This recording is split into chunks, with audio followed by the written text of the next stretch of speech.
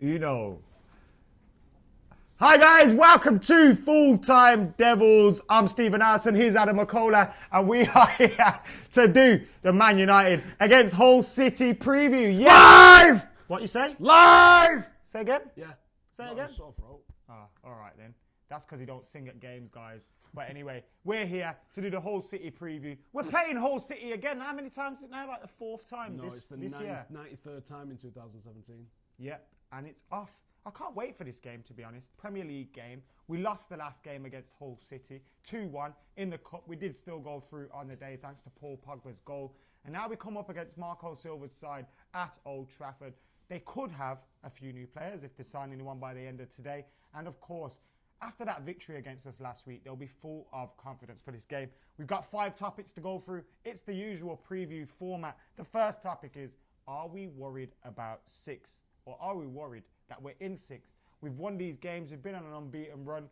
Apart from that defeat against Hull City, despite that unbeaten run, we're still 6th. Are you worried, Mr. Stephen Allison? Guys, by the way, we will come to your comments after every section. So there will be 5 points in the preview where we'll come to your comments and we'll read some of your comments out. Also, the reason there's no Skype today is because we're doing something a little bit different. We needed to do this preview ASAP. We're getting this preview done. And we're trying some new things out as well. But like a million games this week. Yeah, but the old school Skype previews will return with Sam Homewood's beautiful blue eyes. But anyway, I'm here with Steve.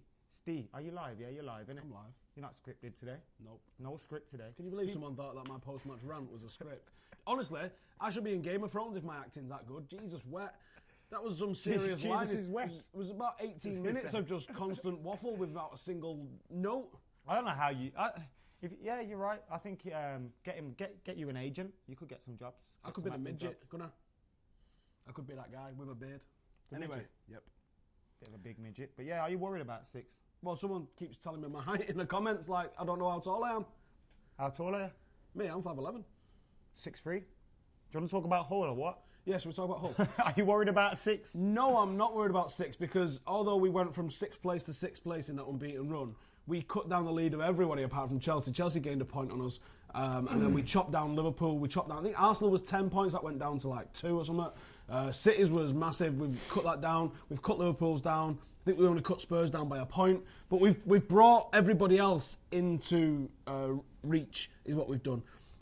What I worry about is when the Europa comes back, are we able to maintain that? Because if we maintain this trajectory, we're going to be cutting down and we will start overtaking them in the next couple of weeks.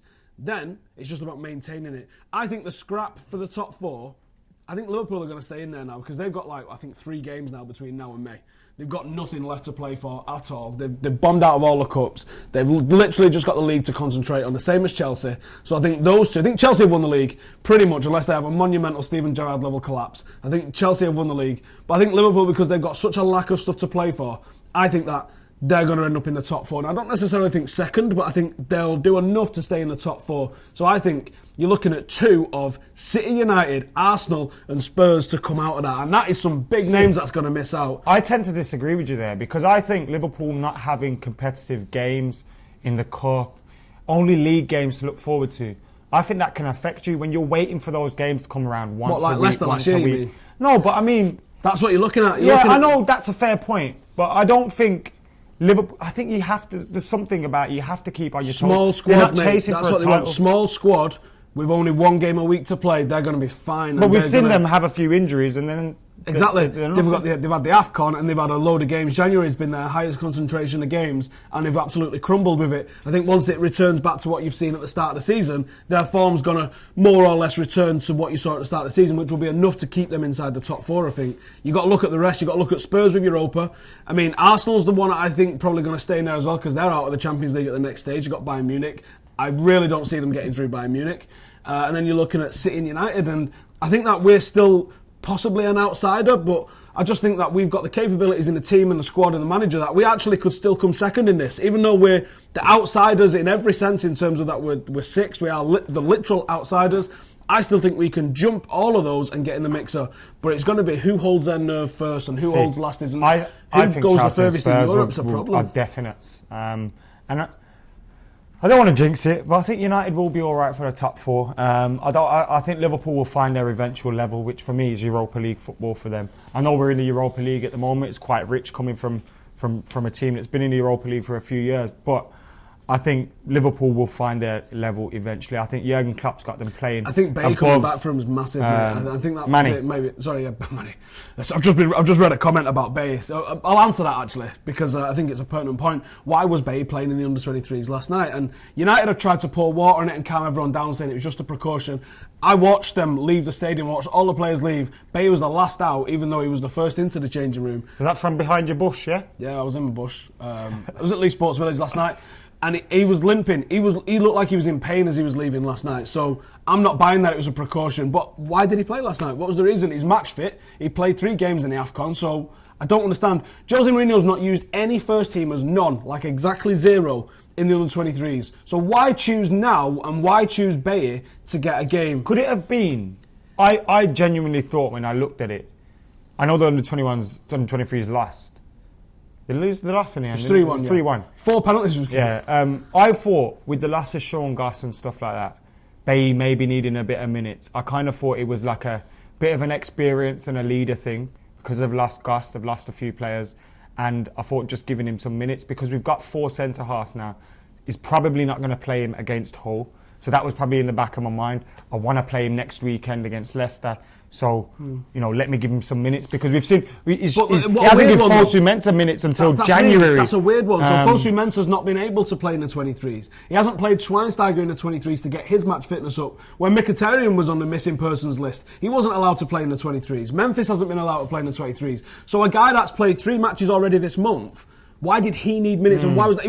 It doesn't make a lot of sense. A bit bizarre. We've lost a couple of players. Willock didn't play last night. He's got a niggle. Sean Goss has obviously been moved on. But there's about 100 defenders in that side. If anything, they're stacked with defenders more than anything else. So Axel played again. Joe Pereira played again, saved a penalty. And you've got Terrell Warren who replaced him from the bench. I think Roshan's got a knock, but you've still got Regan Poole. You've still got all these other defenders that you can play. Centre-half's actually a really stacked position for the under-23s. It made no sense to me why he played, and then it's always the case, isn't it? When it doesn't make sense why they played, they end up getting injured and everyone loses their We'll talk about Bailey a little bit more in a minute. We are talking about worried by 6. Now, you're saying you're not. I'm saying I'm not. What are the comments saying before we move on to the next topic, which is the squad? So you guys tell us in the comments what you're saying, actually, because everyone's talking about Bailey still at the injury at the moment. Where's your plastic mug? It's not here today. Someone said Hull 5, United 0. I only bring the plastic mug out for the transfer window, by the way. Is it going away then? It's to save me smashing it off my head. Someone asking, is there any chance of trying a back 3? I wouldn't have thought so. Someone's getting on your Stone Roses. Yeah, man. Eddie. Dudsy Badubsy. Switch Daily back to YouTube, please. It's on YouTube. Where have you been? It's on YouTube. Transfer Daily's over now. It's every day, so I don't know where you've been. No one's really mentioning talking about 6th. A couple of people someone saying City to drop out. I actually think after all the kerfuffle at the start of the season, I think City are a fairly likely one to drop out. I think we're the most likely to miss out, but I think City are the next likely. And then I can't really split it between Spurs and Arsenal. And I think Liverpool is easy. I genuinely don't understand. Like, I know we've got Europa League football. We are 4 points behind Liverpool. Liverpool play Chelsea tonight. Liverpool will lose tonight. United win tomorrow. We're 1 point behind them. We are not the favourites to finish outside the top 4. I find that disrespectful to United. And I think as a fan, we kind of have to, edge our bets and think we're not going to make it in the hope that we don't jinx ourselves. But I find that wrong. I think we should be the favourites. outsiders on the points that we've got. That's all I'm saying. I still think I've just said I think we can come second. I still think we can come second, but I make us the outsiders literally because everybody at the moment has still got more points on the board. I stick my hat on it now. Liverpool won't finish the top 4. I think they will, but I think we will as well. All right, then. Squad. Let's talk about the squad. So, it's the transfer window. United haven't brought anybody in. We're hearing rumours about Ashley Young leaving. Obviously, we've heard Sean Goss is gone, but that won't affect the first team. A little bit of talk of Rooney on a ridiculous sort of cash to China. Sam Johnston's left on loan. Joel Pereira's came back in, so he was replaced. Memphis Depay's obviously gone, Morgan Schneiderlin. But then Jose says Bastian Schweinsteiger's staying as a result. So how do you feel with the squad at the moment? Are you happy with us to see it out until the summer? Yeah, I said at the start of the transfer window, I didn't think the problems that we had, if you can see the problems, can be addressed in the transfer window. apart from possibly Michael Carrick, and I didn't think you would get that perfect replacement for Michael Carrick in a January window. I think that's more of a summer sort of move. That was the only transfer that I could have maybe wanted to see, was someone to come in and replace Michael Carrick, but that's not likely to happen. I think we're good to go as we are. The squad's good enough as it is right now. I think we're all right to go with it, in all honesty. I think we're good to go with what we've got, and I would like to see us attempt it with what we've got. He started to introduce some of the youth that have been knocking on the door. I don't think you'll see Joel Pereira again, but you might see Tuan Zabi again. Fosu Mensah I hope to see again throughout the season. If he starts integrating these lads into the team, I think he'll be surprised at how good some of them are himself. I felt like I had this argument with the lads on the podcast that we do, and I was speaking to them, and I was worried about the squad. I was having a little moan. Look, I'm 100% happy with what Jose Mourinho has done so far at this club, but I was having a little moan at when you looked at the side that we put out against Hull City last week.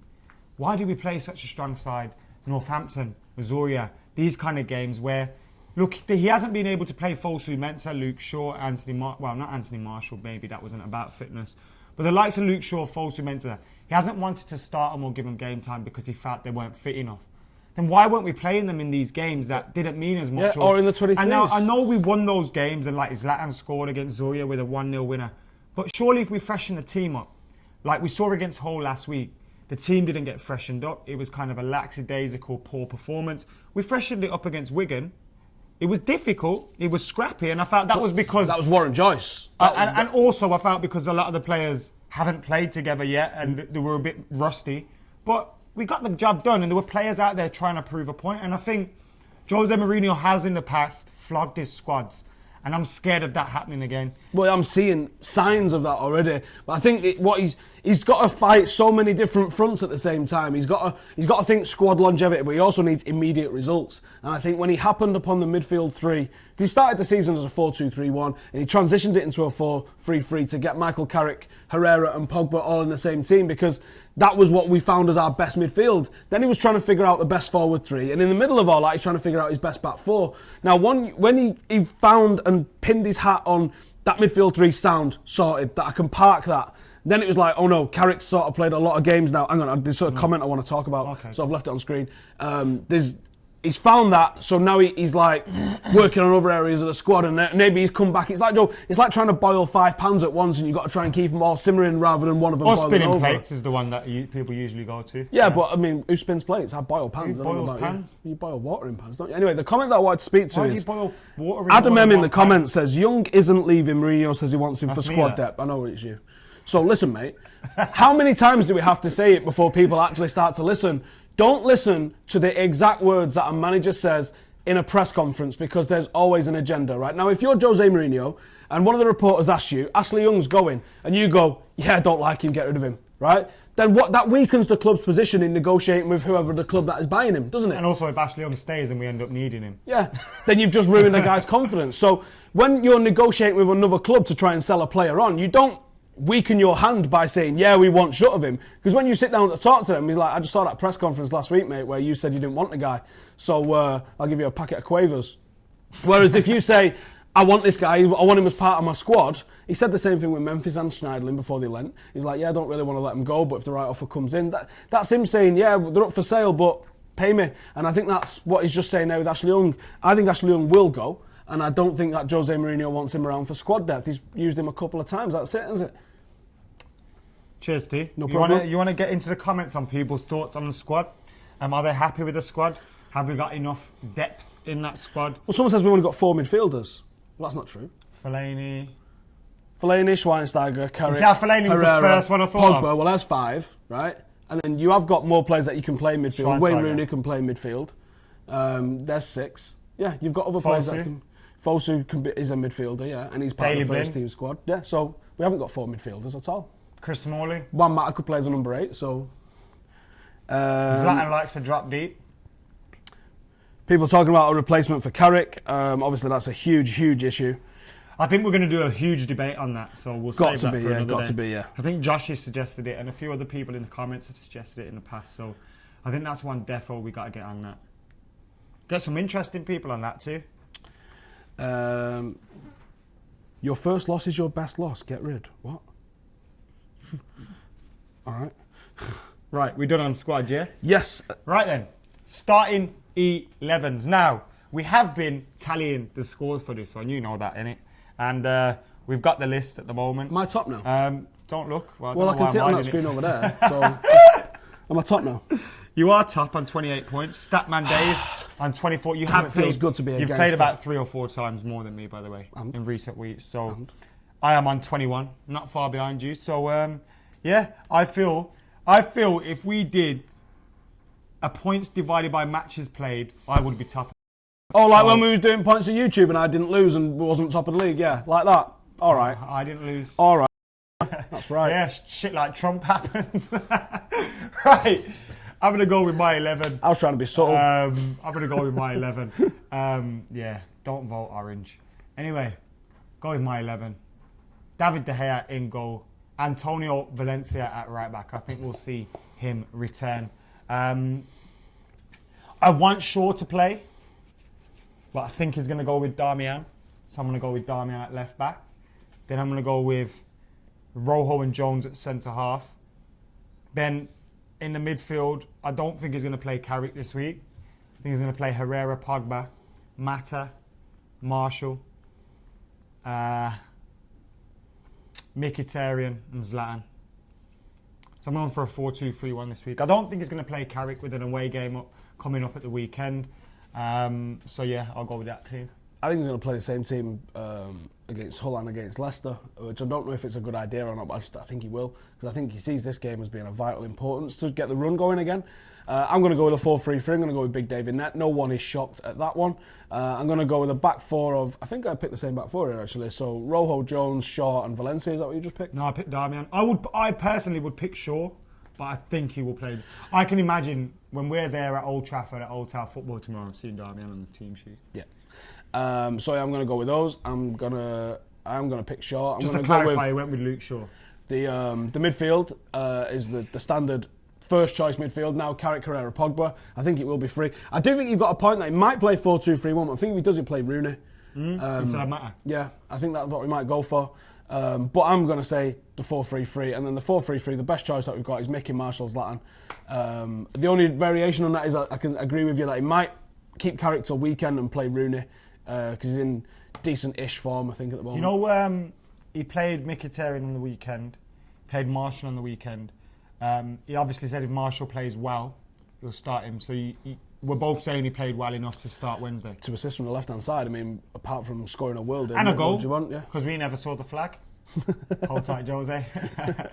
So yeah, that's it. That's the team, and I reckon I'll pull back another 2 or 3 points on you this week. So I think, yeah, matches played, divide that by the points. I am top of the league. Guys, get your predicted 11s in the comments below. Do you think we'll see Darmian or Shaw at left back? Me and Steer, obviously, different opinions on that one. I would pick Shaw, but I think we'll see Darmian. Steve thinks we'll see Shaw. The reason why I think we'll see Shaw is I think from a defensive point of view he was perfect, and I think that was orders. I think he was restricted possibly because he was doing what Jose wanted him to do. And I think if you follow his instructions, he's going to play you again. Did you notice that in the first half, like Fosu and Shaw would get to a point in the pitch? It kind of reminded me of Louis van Gaal again, and they'd kind of stop. Yeah, and like there was that space, and people were saying, "Go down that space." And the view that me and him have got from the Stretford end is a real like footy manager tactical style view, and you can see what's going on both sides of the pitch at the same time. And yeah, I noticed that they would both get completely level with each other, almost like they was communicating like, "That'll do, lads," and then stop. And yeah, you're right. So I think Shaw followed his orders perfectly from Mourinho. He had a perfect defensive game. I think he'll get rewarded with another start. I think when Martial drifts out wider, Shaw will play better as well. But anyway, that's our 11s. Get your 11s in below. Now we are moving on to... Whoa. I lost my plan there. I am nothing when I haven't got a plan. We're on to the Oppo now, obviously. Marco Silva is in charge of Hull City. They beat us last week 2-1 with goals from Huddleston and Niasse. Decent result for them, considering where they are in the league. Marco Silva's coming under a lot of criticism from the likes of Paul Merson. Bellend, idiot, what a joke. And of course, everybody else that's on the Sky Gillette Soccer Saturday bench. But Marco Silva's coming. He's got a decent pedigree. And he's doing a much better job than Mickey Phelan. He is doing a much better job than Mickey Phelan. I didn't really think it was that Having possible. sold a lot of the big players as well. I didn't think that was really possible in the circumstances that Hull find themselves in. But he's obviously a talented coach. He's obviously a guy that organises his defences well. they're a grafting side and they're going to get points, but I don't think it's going to be enough to keep them up. And the selling of the best players in January, when there doesn't look like there's anybody coming in for him, it's madness. But if he's able to pull something out of the bag, then they've got to keep hold of him for next year, because I'm sure he'll have a real good go at getting them back up again. They should probably start building for that run next year now. I'd start recruiting for that now. I think, thought because it's a bit defeatist to. Or is it good planning? To sell Snodgrass and Liverpool. yeah. You're getting about 15 mil for both of them. If you stay in the league, you're getting so much more than that. And I think it's a bit of a, you might not stay in the league and then they might only be worth 5 million. But it's the attitude. It's Robert Snodgrass, you know what I mean? It's not. You're not replacing him for the money you've sold him, which is nuts. I mean, West Ham got a right bargain. But having said that, I think Marco Silva would have looked at it like, who the hell is Robert Snodgrass? I don't know who he is. It's 10 million. Give me, I'll bring in some players that I know. If he can do that and he can bring in some bargains, then fair play. I like how he speaks in the press as well. I think he looks like a nice coach, one for the future. I want him to do well just to shut Merson up. I think he will do well simply because he's a good coach. I think we've got this kind of this disrespect. Did you know what he said? I think Paul Merson goes, what does he know about the Premier League? Oh, the most watched league around the world, Paul. Probably more than you. No, actually. But he also said, I could win the league with Olympiacos. This is the man that got Warsaw relegated to League One. Sporting Lisbon, who are they? Jose Mourinho started out in the Portuguese league. Had to win the league with Porto, who finished above Sporting Lisbon for once. So I think it's totally unfair, and I think it's that kind of disrespect and that naivety which has saw England fall behind all these other nations over the years. That kind of, who are they? They don't know football better than us. We created this game. The Premier League's the best. Shut up. Do you know what I mean? I think this guy's a good coach, and I think I'm glad I'm not glad we lost that game last week, but I'd rather have lost that one last week. Absolutely. Because then we won the tie. We'll know the we dangers. Won the tie. If we lost the game, we won the tie, so we're through. But yeah, I think we played quite a slow team, and I think that's what we've got to be avoiding this time around. I think if we play a much faster team, looking for pace in that final third, I think we've got more than enough to brush these aside. The bottom of the league for a reason. As good as Marco Silva is, and he's doing a decent job coming in, this is Manchester United, this is Old Trafford, this is Jose Mourinho, this is a full-strength side, I hope, and this is 3 points for Manchester United. They've got Curtis Davis out, a few other senior players as well. Davis is a blow. Davis is a huge blow. Before we go to our score predictions, let's go to some of the get them in the comments. Get them in the comments. My score prediction, I'm going to say 3-0 United. I'm going to say an early goal and then comfortable from the early goal. The early goal is always the key to us. We've seen with Wigan at weekend. They made it extremely tight for us. They don't leave anybody up front. They're just constrictive and they just don't really want to come and play football with you. They're just denying you the space. Once we got that first goal, they had to come out a little bit. And once they did start coming out a little bit, then we found that there was a little bit of space for us. And then we didn't even really go up through the gears. There was some nice interplay, some nice one-touch football from us, but we didn't really get to top gear. And we blew them out of the water, scored 4 goals. And that's what you expect. And I think we can do the same thing to Hull. It's all on that early goal, I think. In the comments, people talking goals. No, wait. Fours. I got a cheeky commercial seal. Oh. Plug. Right, guys, get your predictions in and share your predictions for the game on onemybet.com. Download the app, the mobile phone app if you haven't already. You can place your bets directly from there too. Obviously, read all the T's and C's that come with it, and you have to be over 18, yada, yada, yada. Now, score predictions, Steve. Make sure to check out onemybet.com, though. Loads of people in the comments. 5-0, 4-0, 4-1, 3-1. Someone's pulled a 7-1. I know what you were up to. Isn't that what you said at the weekend? Yeah, but I wasn't being serious. That was me just serious. Trying to mix it up a little bit. Leg. It's like Clattenburg is. I just spat on you. Sorry, Steve. There's all sorts going off in here. People saying 4-2. I think people are expecting goals. People are expecting goals. 2-1, 5-1, 4-0, 1-1, says Imran. Imran, why do you think it's going to be a draw? That's a strange one. 5-0, I think we'll finally hammer someone, says Tom. 4-0, 2-0. Typical 2-0 Mourinho performance, methinks. Why are you not reading the comment out about my beautiful beard, Steve? I didn't see it. Sure you didn't? House and play, Mickey number 10. I'm not the manager. In case you didn't noticed. I know I'd make a great one, but I'm not. I haven't got those quals. 69-0, says Wes Brown. We'll see you in the cup, mate.